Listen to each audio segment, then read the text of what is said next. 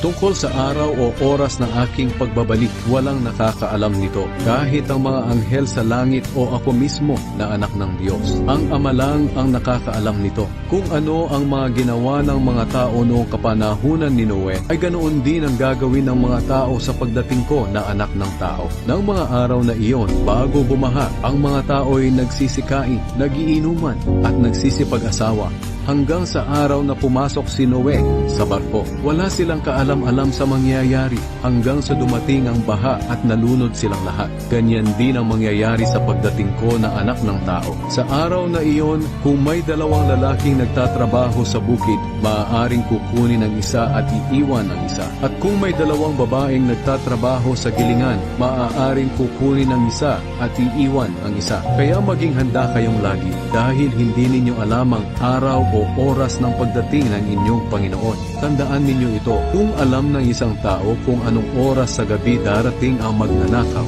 magbabantay siya at hindi niya hahayaang pasukin ng magnanakaw ang kanyang bahay. Kaya maging handa rin kayo, dahil ako na anak ng tao ay darating sa oras na hindi ninyo inaasahan.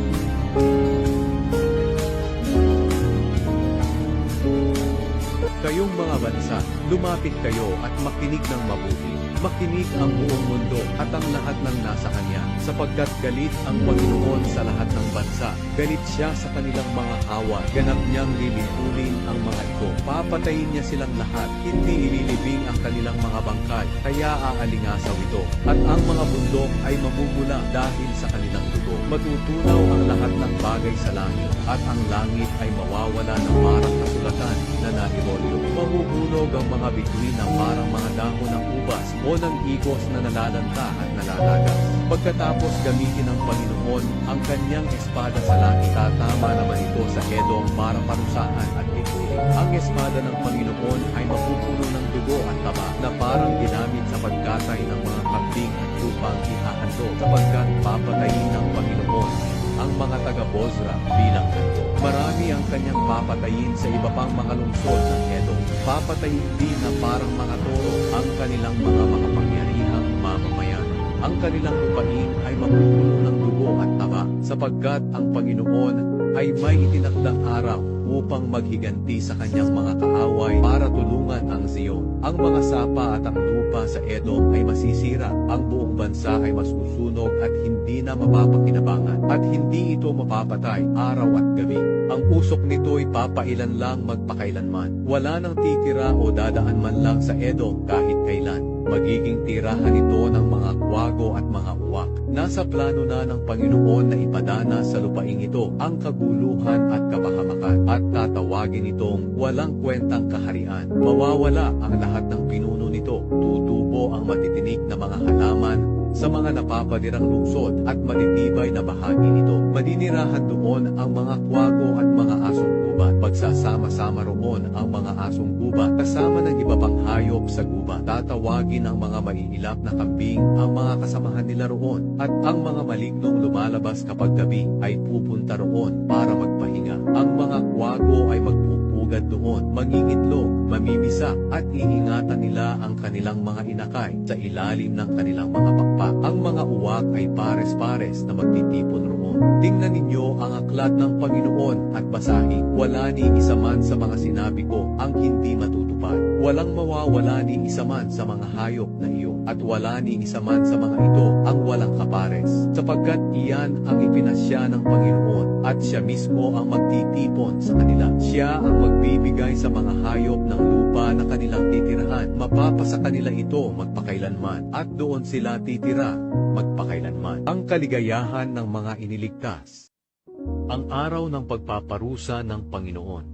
Ika-4 na kabanata. Sinabi ng Panginoong makapangyarihan, tiyak na darating ang araw ng aking pagpaparusa. Magiging tulad ito ng nagliliyab na pugon. Parurusahan kong gaya ng pagsunog sa dayami ang lahat ng mayayabang at ang gumagawa ng masama. Magiging tulad sila ng sinunog na kahoy na walang natirang sanga o ugat. Pero kayong may paggalang sa akin ay ililigtas ko, gaya ng pagsikat ng araw na ang sinag nito ay nagbibigay ng kabutihan. At lulundag kayo sa tuwa na parang mga guyang pinakawalan sa kulungan.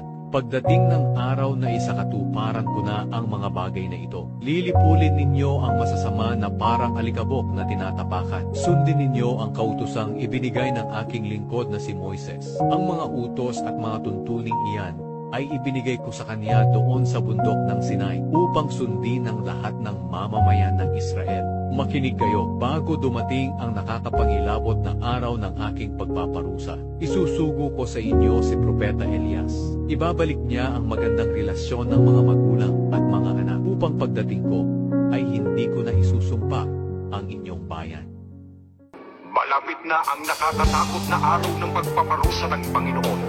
Ito'y mabilis na dumarating. Mapait na ang araw na iyon dahil kahit na ang matatapang na sundalo ay sisigaw para humingi ng tulong. Sa araw na iyon, ipakikita ng Diyos ang kanyang galing. Magiging araw iyon ng bighati at paghihirap. Araw ng pagkasira at lubusang pagkawasak. Magiging maulap at madilim ang araw na iyon. Sinabi ng Panginoon, ipararanas mo ang paghihirap sa mga tao at lalakad silang parang ulan dahil nagkasala sila sa akin. Dadalag na parang tubig ang kanilang dugo at mabubulok na parang dumi ang kanilang bangkay. Hindi sila mailigtas ng kanilang mga bilang at ito. Sa araw na ipakikita ko ang aking galing na parang apoy na bubukok sa buong mundo. Sapagkat bigla kong lilipunin ang lahat ng naninirahan sa lupa. Magsisi na kayo bago dumating ang araw ng pagbuhos ng Panginoon ng kanyang matinding galing. Kayo namang mga mapagpakumbaba at sumusunod sa mga utos ng Panginoon. Lumapit kayo sa Kanya. Pagpatuloy kayong gumawa ng pag-uwi at pagpakumbaba. Baka sakaling ingatan kayo ng Panginoon sa araw na ibuhos niya ang kanyang galing.